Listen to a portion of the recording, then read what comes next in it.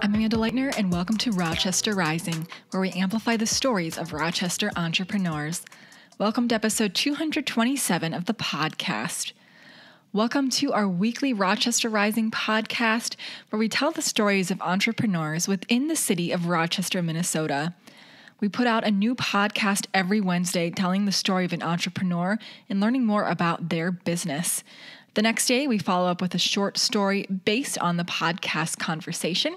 We encourage you to check out both. You can catch our podcasts wherever you listen into podcast content, but we're on Apple Podcast, Spotify, and on YouTube. And you can listen into our podcast as well as check out more of our stories on our website at rochesterrising.org.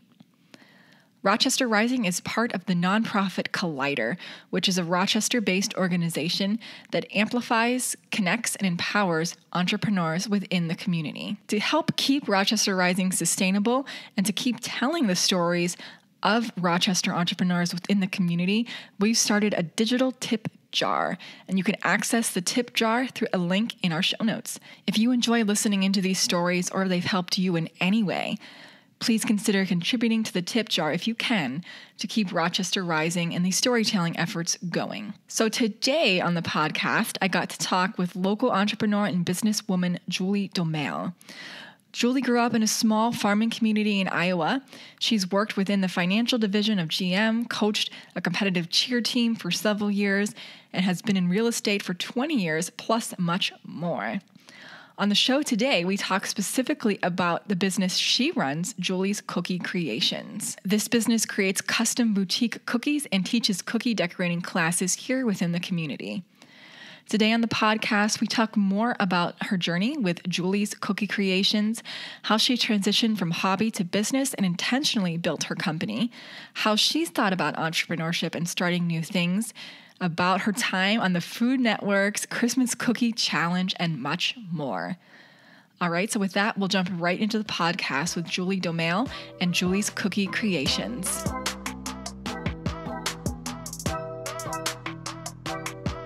Well, yeah, thanks so much, Julie, for doing this today on a beautiful spring summer day. So I appreciate you coming to our makeshift podcast studio and doing a recording. Well, thank you for having me. I always like to start kind of understanding a little bit more about the person. So can you share for people listening a little bit of your background and kind of what makes you as a person? I grew up in Iowa and went to Mankato State, and then I worked in the finance division for General Motors. So then I ended up moving to Rochester, meeting my husband, and had 2 kids. And then after that, I worked at the dealership, and then I went into real estate, and I've been doing real estate for 20 years, which I have absolutely enjoyed and loved. And then after that, I had friends that kept asking for cookies, and they would see my cookies, and so I, at that point, said, sure, why don't I start making some? And then from there, my business just grew. I always think real estate would be a super fun industry. It's always something different, like all the time, I feel like. Oh, especially here. It's ever-changing. Ever-changing, yes. Yeah, absolutely.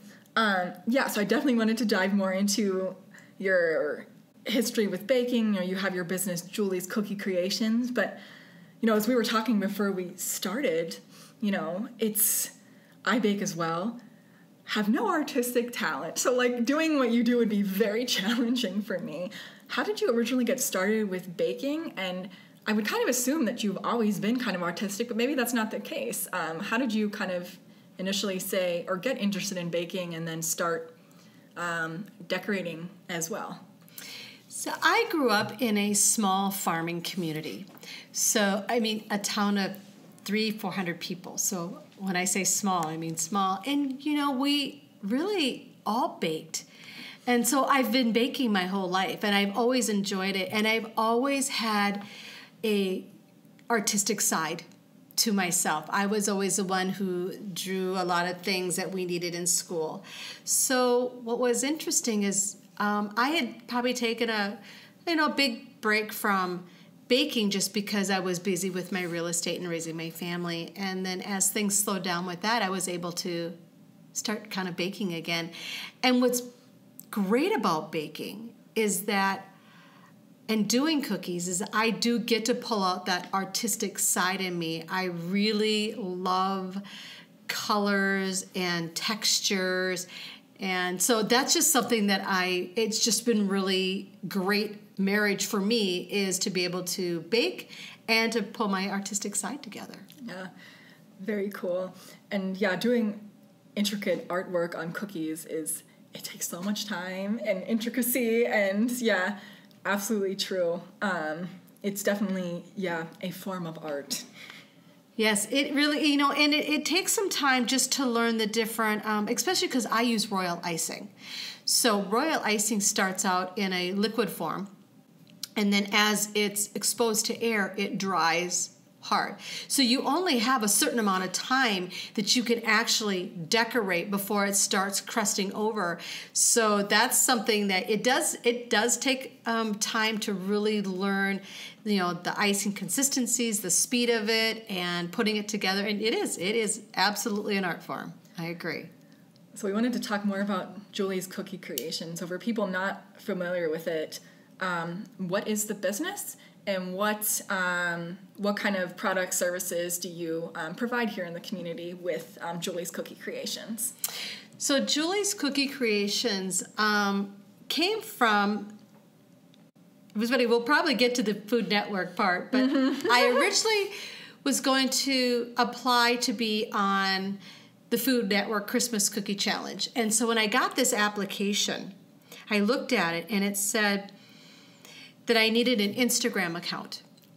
So I called my daughter and I said, and keep in mind, this wasn't all that long ago, only really just a couple years ago. And I said, what's Instagram?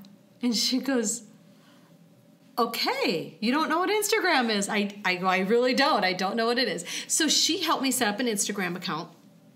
And so from that, I then loaded a bunch of pictures on. Well, then people started noticing that, and they were like, I didn't even know you did cookies. So from that point, they said, well, would you be willing to teach me how to do cookies? So that's how my cookie classes actually started. So what I do is I do custom cookies and I do cookie classes. And the custom cookies, I refer to them to be more like boutique cookies. Or in other words, another way to be like small batch cookies. So something that's going to be anywhere, generally 1 dozen sometimes, but mostly 2 dozen to maybe 4 dozen cookies. And they're very specific and specialized to your event. So especially like bridal showers or weddings, small weddings, baby showers, anything, or just special retirements. So I really want to take it and make it very, very specific to your event, because I want them to be the centerpiece of your table. And so that's how I got going on people just recognizing, seeing it, and I started doing cookie classes. So I started out with 4 people, and of course other people heard about it. Then I moved to 8 people, and then 10, 12, and then I was starting to do like 3 classes a month. So it just really grew. So it's actually my cookie classes almost became bigger than my custom orders. Mm-hmm. And one of the main reasons why I did my cookie classes is because I was getting so many orders, requests for custom orders, and there was no way I could possibly do that. Because it takes, at a minimum, 3 days just to do one. And I know people don't even realize that it takes 3 days to do a custom order. And so I thought, this way, if I taught people how to do cookies, then they could learn to do them themselves, and so that they wouldn't always have to maybe rely on me to do cookies. Mm-hmm. And you take a lot of kind of the, I don't know what the right word is to say, but make it easy for people to do the cookie classes, right? They have a box, and it has like the all the designs in it, like the cookies, right, with the cutouts and royal icing, and you just pick it up and follow the Zoom class, right? Yeah, the cookie classes have been really great, and I love teaching. So I used to coach a competition cheer team. Okay. For many, many years. And so I've been a cheerleader, junior high, high school, college, a youth cheerleader, and then also an all-star coach. So I've always been involved generally with some form of teaching. So for me to move into classes was a really, really easy transition. So what I make is the cookie kits, and once we moved to COVID, it really became important to put the kits together. So in these kits, I have your cookies are in there, and they're all heat sealed. You also get all your individual icing bags with all the consistencies of what you need, and then you get a picture of what the design is going to be, a colored picture. And then I also make sure that any embellishments that are going to be extra, that there would be no way I could teach in a class. So anything that's going to be any bows or any eyes or anything extra to add to your cookies. So when you pick up your cookie kit, it is everything you need to do the class with me is all in there. Yeah, I love that because like you said, if you haven't, for those people listening who've never done royal icing, it's a huge, I mean, there's so much variability in like the consistency and it just could be really discouraging for somebody if they don't get it right and they're trying to like follow in with your Zoom class and it's like. That's the number one, I want to say, frustration I would say people have is even though I give you my cookie recipe and my royal icing recipe, the cookie recipe is really pretty straightforward and easy and people love it. But the royal icing, it's the consistency, and that is the number one frustration people have. It's just trying to get it. And even though we go through it and we talk about it, it's still not always easy for them. So that's the great thing about that I already have it all ready for you, is that you're set up for success, that you're going to have the right consistency. And so the biggest variable that you're going to have at this point is when you cut the icing bag, make sure you don't cut so you don't cut the hole too big, because I do need it to be really small, but we really go through detail on that. Yeah, no, I love it. I'm going to do one this summer. I saw your Alice in Wonderland one that you did. Oh, and that's one of my favorite books, favorite movies. So if that comes back, I'm 100% doing it. But I want to do one soon over the next couple months. Because my next class coming up is going to be a spa. Nice. Yeah, so it's gonna be cute. It's gonna be like a bathtub with bubbles and a glass of champagne, and it's gonna, of course, have the robe and also the face with the mask on it. So it's a whole spa one. So it should be really cute. Yeah, I was going to ask you, it seems like you said a lot of the business now comes through the classes as opposed to the custom cookies, but I saw you did some like macarons and like cocoa bombs and stuff too. Once in a while I'll venture out a little bit. I've been making macarons for probably 10 years. And I got started because my daughter wanted them for an event.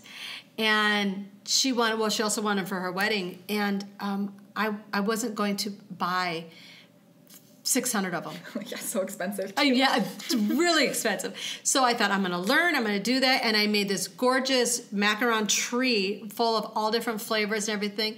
And of course, people saw them. And so that's kind of how that. So I just recently did a Easter macaron box. So I did 6 different flavors. So I'm going to, and I've got an order coming up this Friday.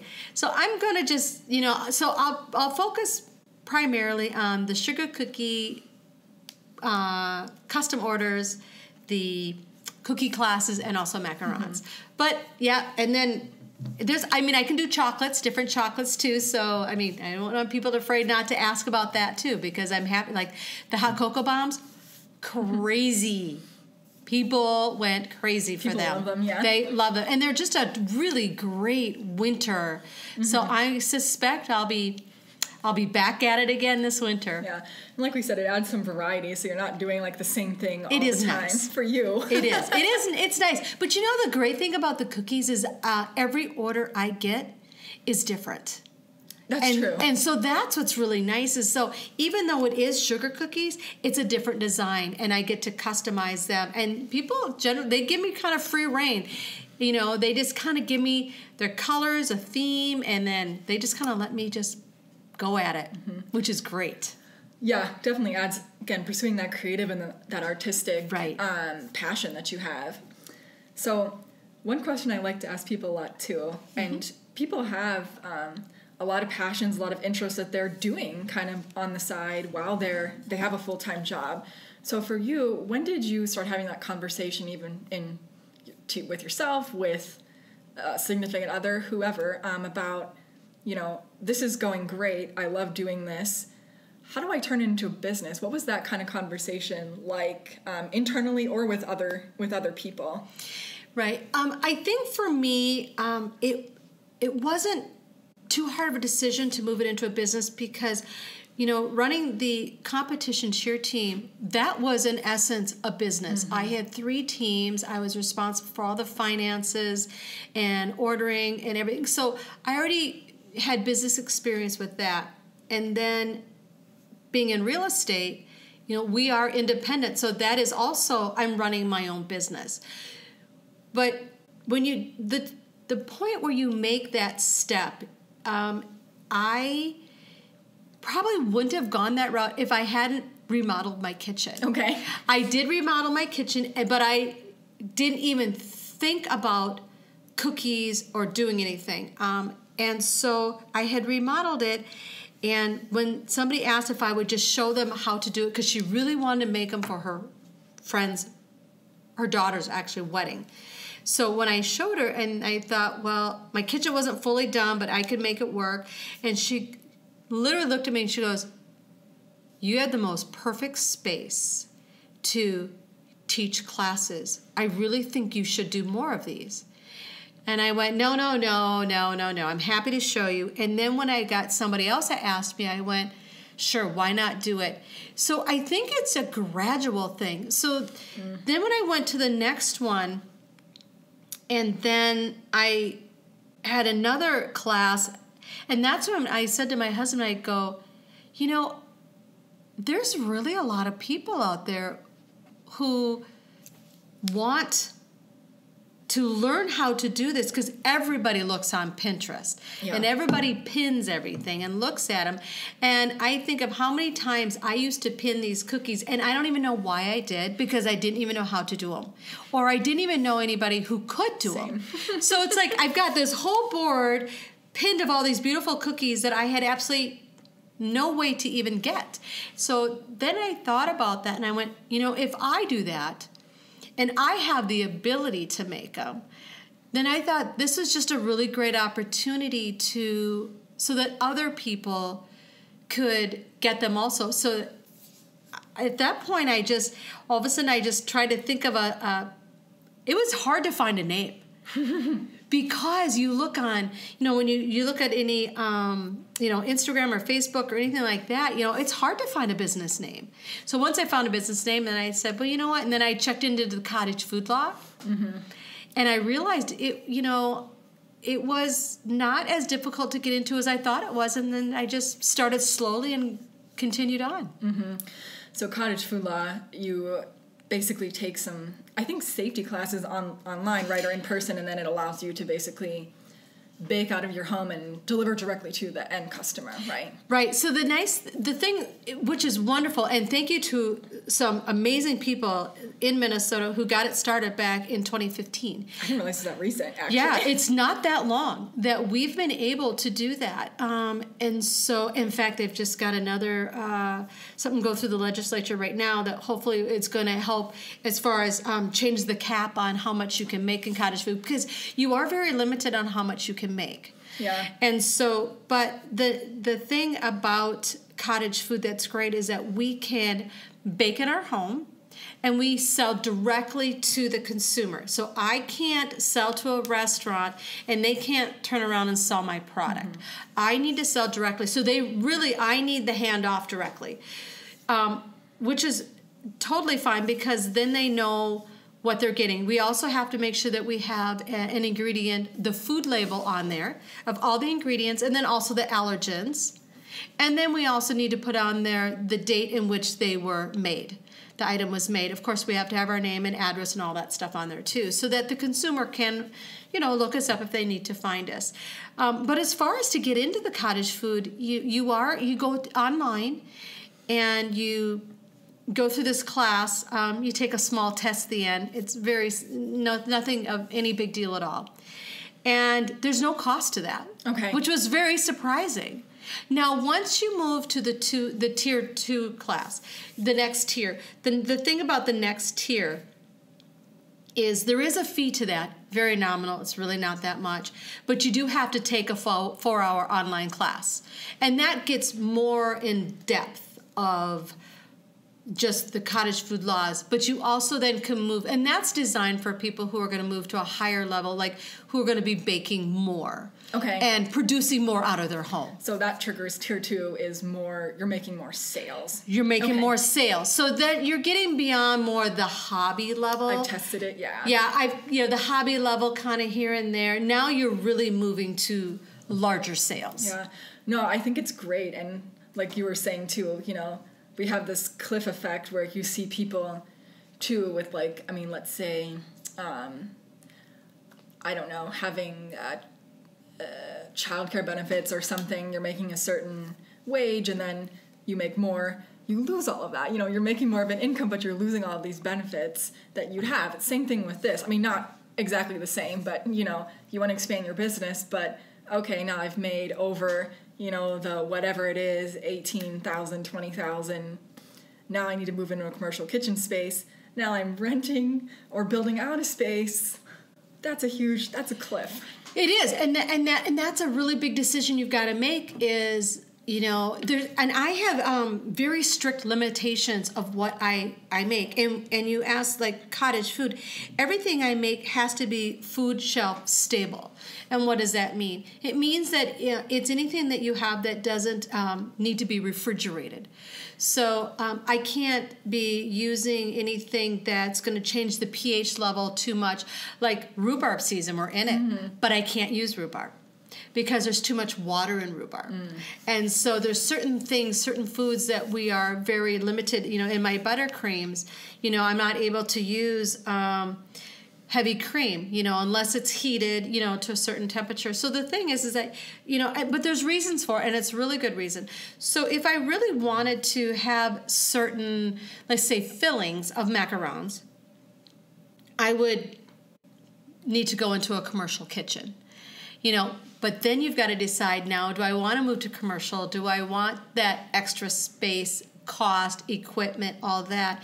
And so that is a cliff. That is a big decision. And, people who really want to grow their business and really want to amp it up, that's a great solution to do. But at this point, for me, I'm happy to stay where I'm at and not move to the commercial side of it. And like we talked about before we started, it's all about knowing who you are as a business and sticking with that, no matter what, having that North Star and just knowing what you want out of it too, because, it's perfectly reasonable to grow your business as much as you want or stay with what you want it to be. It's all in, I think, having fun with it and loving it and just getting out of it what you want, Right. When I was, I owned a car dealership before.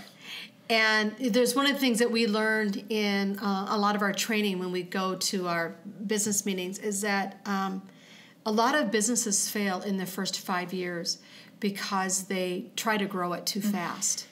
And I think that's the one thing that I've always stuck in my mind is that you can go and you can go crazy and you can build too fast and then you can't keep up or you can't meet your demands. And so what was important to me with my business is I wanted to keep it fun because it started out as a hobby. And I didn't want to lose the fun side of that because there is such a thing as cookie burnout. Yeah. And you can because, when you've got an order due and your client is expecting it, at the end of the day, you have to produce it. And if that means you're staying up till 2, 3 in the morning, you're staying up till 2, 3 in the morning. See, and I don't believe in doing that. I'm not somebody that's going to do that. I also have really good time management, and I plan out, and I don't overcommit myself because I want to make sure that everybody gets exactly and specifically what they want. So for me, it was important to make sure that I set up a business plan that I knew that I could meet my expectations because I'm a one-woman show. I'm it. And so when people reach out and they go, can you just squeeze me in? And I hate to say no, but it is a no. Because it's not fair to the client that I have their custom order coming up and I shortchange their order to put somebody else's order in as a last minute. So setting my business plan, knowing that time management is extremely important and that I want to give them the best product. So yes, moving to commercial kitchen would possibly be enticing, but I think sometimes just staying small, there's nothing wrong with that. Plus, in cottage food, I can register other people underneath me. Like my husband, I could have him registered underneath me. So then I can raise the cap up into my, how much I make. And then my daughter also helps me once in a while, so I can add her to it. So there are ways that you can build up so that you can make more.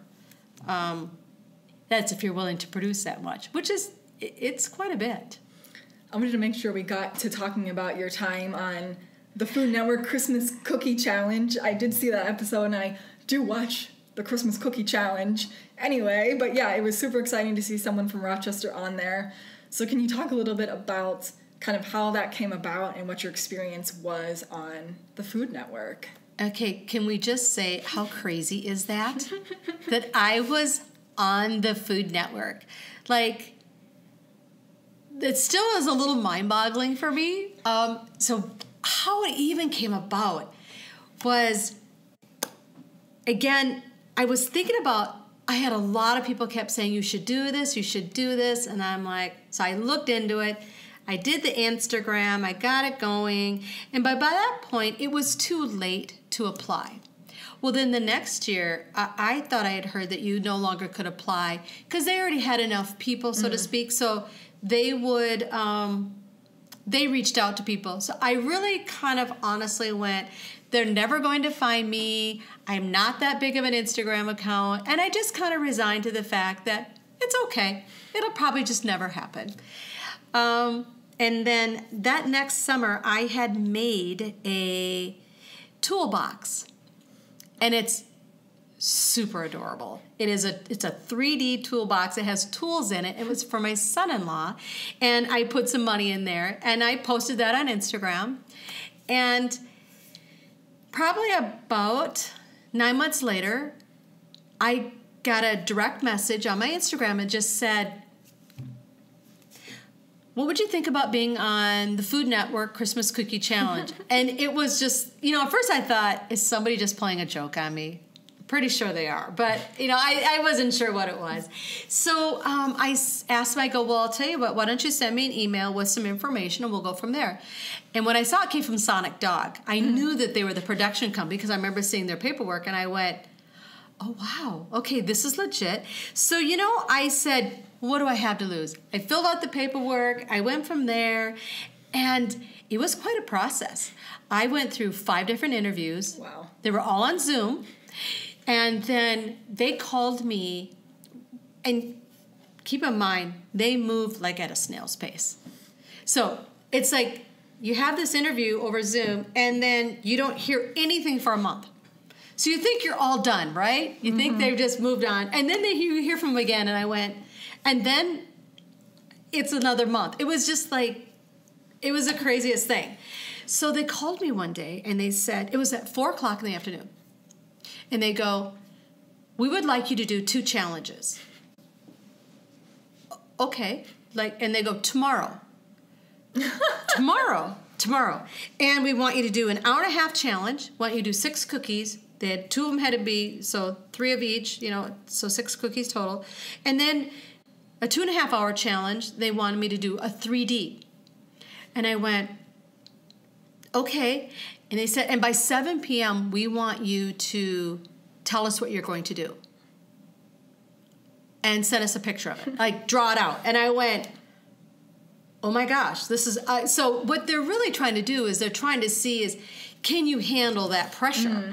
And so I went, well, what's the worst thing that can happen? I screw it up, no big deal, no harm, don't make the show. So the next day I was like, okay, And I set my timer, and I made my husband leave because I didn't want any distractions in the house. So I did it, and I went ahead and I did and then I had to send them pictures of what I did. And then the next day they did a Zoom call, and they just really just talked about it. So it was interesting in the Zoom calls from them. It was just more, I think they were more interested in just conversations like we're having. Mm-hmm. You know, nothing really specific about what I did, I think more camera presence. Mm-hmm. And then about 2 weeks before I took off, they called me and said, we would like you to be on the show. And I was like, and we need you to leave in 2 weeks. I mean, talk about no notice. So crazy. So all of a sudden, so you don't have really time to think about much. You can't prep. You can't do anything. Right. All you know is that you're going, but you don't know what you're doing. And so, but when you get there, and then when they hand you that apron, it is like, it's just, it's such a cool moment. I can't even express to you, because keep in mind, I can't even talk about it. Right. My husband knows I'm going, and that's it. Like, because, I mean, they're really clear. You sign your life away when you do something like this. You sign NDAs, and you can't talk about it. And so when I got there and got the apron, and when they took us to the set, you're walking almost like through a warehouse, and then you walk into the set, and it's just huge. It's just huge, and it's just like it is on TV. It's just that it's wider because all the camera crew is in the middle. Mm. So when you see the show, it looks like we're all like right next to each other. But what's interesting is you've got like 50 to 80 people in the middle of the in the middle of the pit there, and I have 1 to 2 camera people dedicated just to me. So when I'm decorating, I've got somebody like standing on a stool right next to me, like right over top of you, like literally over the top of me, looking down. And then I've got somebody else like straight on looking at me. And then I've got other people dedicated to me to make sure that if I need anything happens, that they're there to help us. And so it's crazy. And I think so many people ask me if I was nervous. And I said, you know what? You don't have time to be nervous. Like, you literally don't have time to be nervous. It's, when the clock starts, you just go. You just run and you just go. And you just hope you remember, because the only thing you bring with you on this set is yourself. You don't get to have you don't get any timers, your watch, recipes, nothing. It's just you. So you rely on your memory. Yeah, that's crazy. I've always wondered if you were allowed to bring recipes and stuff, but I guess it's just, nope. No. You're figuring it out. You figure it out. In fact, I'll tell you where my moment, I don't think I remembered the first 5 minutes, was because about a minute before taping started, see, we could request ingredients, because they wouldn't know what we had. Right. So we couldn't request ingredients. And so I knew what I wanted to make for a cookie dough. And the extract that I was using was very specific. It's a very caramely, buttery flavoring, which went in my royal icing and also in my cookie dough, it was the key ingredient. And they told me a minute before taping that I was not going to be getting it. Fun. The look on my face, I'm sure I was just shocked, and I was like, well, what am I supposed to do? And they goes, well, you can change recipes. You can't change recipes in your head. First of all, I also didn't know it was in the pantry anymore, because you got to look at it. They did a scan around the room. Like, it was like, this is here, this is here, this is here, this is here. And there's no way you can absorb all that. You just cross your fingers that you might remember a couple key things. And then you get to see the pantry like seconds before. But you can't remember what's in there. So I had to just wing it. I just had to make it happen. And then, of course, right away, I had pecans in mine, and I wanted them toasted. So they had a food processor, and my food processor didn't work. Can you imagine? I now don't have my extract, and then my food processor doesn't work. And I could hear them in the background. She's doing it right. She's doing it right. Because I thought, well, maybe I'm hooking it up wrong. And it just didn't work. And, that happens. And so I had to then take all my nuts out of there. I had to go get another one, take all my nuts out, put that one back, put that in there. It was like, oh my gosh. So got that one going, which was great. Got them in the oven, got them toasted. So, I think, and of course, I know another thing was we all use meringue powder in our royal icing. But what they don't tell you is there's 5 of us, and they only have 3 containers. Oh, so you're fighting for it. Yeah. So when you wonder, like, well, how could you see some episodes, like, how could you run out of cream cheese? That's because they only have so much of everything. Like, they only have, because they want you to, on the fly, figure out what you're going to do and how are you going to change it and how can you change up your recipe. So it's almost like built-in sabotage, which, of course, they would do that, right? Adds to the fun of it, right? Adds to the stress and the pressure and seeing what you develop at the end. And I'm one of those people that I'm just a very steady person under pressure, regardless. So for me, I'm a problem solver. So for me, it was more just, trying to figure out and solutions and trying to do that. So, you know what? That part was fine. I'm very methodical in what I do and thinking through it. So I was okay with that. It's what it takes to be a business owner, too, figuring it out, right? You do have to do that. You're right. We are constantly in a problem-solving mode in our businesses because, you may order something and it doesn't show up on time, and now all of a sudden, you're trying to figure out what to do. I have a good example was, I commend her. It was somebody that, another cookier that lives over by Mankato, actually Wasika, and she had a cookie order, and her cutters weren't going to arrive in time for her to get her order done. So she put a message out to the rest of us that do cookies, and I said, I have all 3 cutters that you need. So she, her husband works over here in Rochester, so when he came over, I put my cookie cutters out. He picked them up. She took them home. She was able to complete her order and brought them back. And that's what you do. You have to think out of the box and go, how can I solve this problem? Mm-hmm. And, and again, that's the beauty of the cookie community is that everybody's always willing to help out. I think that's so great about all communities, having that community of trust and collaboration, and absolutely. We're nearing the end of our time, and I want to make sure that we wrap up by asking you for any final thoughts and where people can find Julie's cookie creations online and in person, or how can they connect with you? What's the best way? The best way that you can find me would be on Facebook. Julie's Cookie Creations. Send me a message. I check it often. You can always email me at juliedomaille@gmail.com. You can also go through Instagram, too. I'm on Instagram. And if you're not following me, please do, because you'll see my latest and greatest, whatever I've got coming up. I try to keep that updated quite frequently. So those are the best ways that you can find me. And I would say my best advice to somebody starting out or thinking about starting out is there's no time like the present, because what you don't know is that little niche that you've got could fulfill a space that somebody else needs and has been looking for or wants to be. And, and don't be afraid.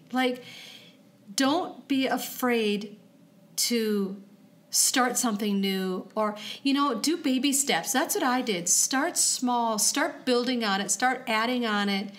And next thing you know, you could be leaving your full-time job, and this could be your next career. But if nothing else, it's also just a good side thing to do, whether it's cookies or something else. I would just say, do it. Don't look back, because you can always find fears to hold you back, always. But, just do it. And you might be surprised what doors open for you and what avenues that you can go, that you can take that could take you to a totally different part of your life. So true. So true. Fear holds us back so much, and you just never know until you try and explore. Absolutely. And whatever it is, you know. Such a good thought to end on. Thank you so much for this conversation today and for sharing your experience and your time. I really appreciate it. Well, thank you. I enjoyed.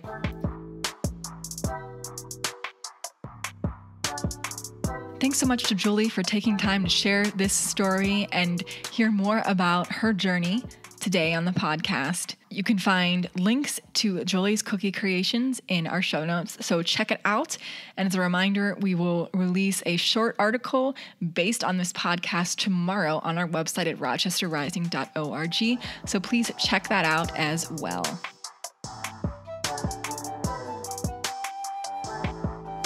Thanks so much for spending some time with us here on the podcast today. We really appreciate you being here and taking time to learn more about entrepreneurship and small business development within Rochester, Minnesota. If you enjoyed listening to the podcast, please make sure you're subscribed so that you never miss any of our podcasts. We'll be back next week with a brand new episode.